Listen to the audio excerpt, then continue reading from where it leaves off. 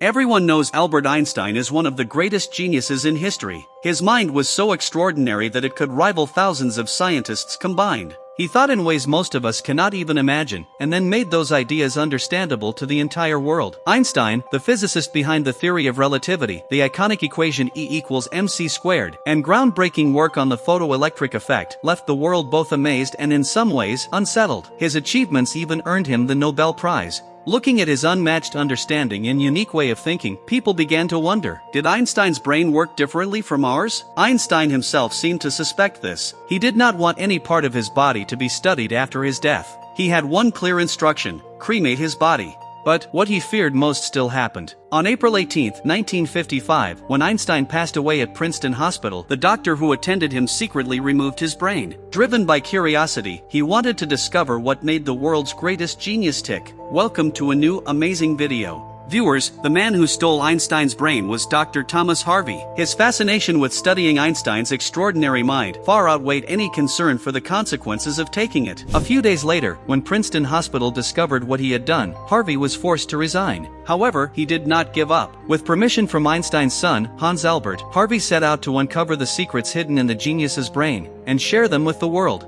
This marked the beginning of the long and unusual journey of Einstein's brain. Harvey was a pathologist trained primarily in performing autopsies. Now, he dreamed of studying the brain of the greatest mind in history. After leaving his position at Princeton, he transported Einstein's preserved brain to Philadelphia, Pennsylvania. There, he photographed it extensively and then cut it into 240 pieces, placing each in a separate jar, hidden in his basement. This obsession caused tension at home. Harvey's wife often threatened to dispose of the brain in frustration. Their arguments eventually led to divorce. Undeterred, Harvey moved the brain to Wichita, Kansas, where he worked as a medical supervisor in a biological testing lab. In his free time, he continued to study it. Over the years, he moved between jobs and cities, always carrying the brain with him. Decades passed, yet meaningful research remained elusive. Harvey lost his medical license and ended up working in a plastics factory.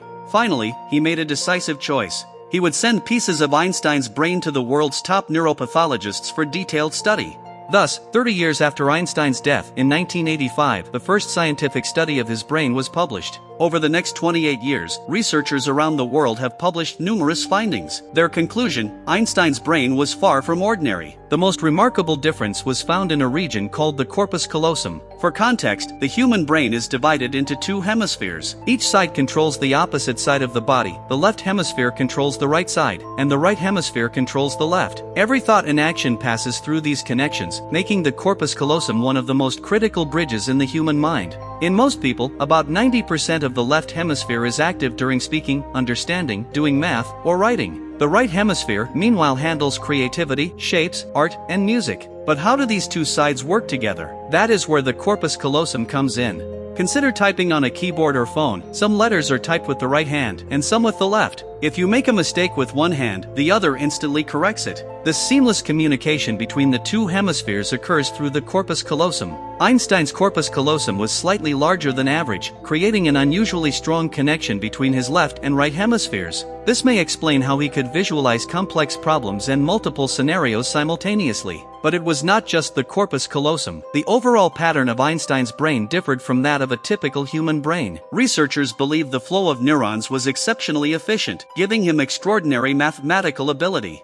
He could solve complex problems entirely in his mind, without pen or paper. Interestingly, Einstein's brain weighed only 1,230 grams, lighter than the average human brain, which weighs around 1,400 grams. Scientists suggest that its thin lining allowed for a higher concentration of neurons, further enhancing his cognitive power. Yet, the biggest question remained: was Einstein born with this special brain, or did it develop over time? He did not speak for nearly 5 years after birth. Most children begin talking by age 2 or 3. When he finally spoke, he spoke very little, and was often lost in thought. Memorization did not come easily. He struggled with even simple math tables, but he had an exceptional ability to process math logically, rather than through memorization. In school, Einstein struggled in most subjects. Only math and science came naturally. By age 12, he could master an entire geometry textbook in a single day. By age 14, he was already proficient in integral and differential calculus. His understanding was so advanced that even his teachers were intimidated when he asked questions that often surpassed their own knowledge.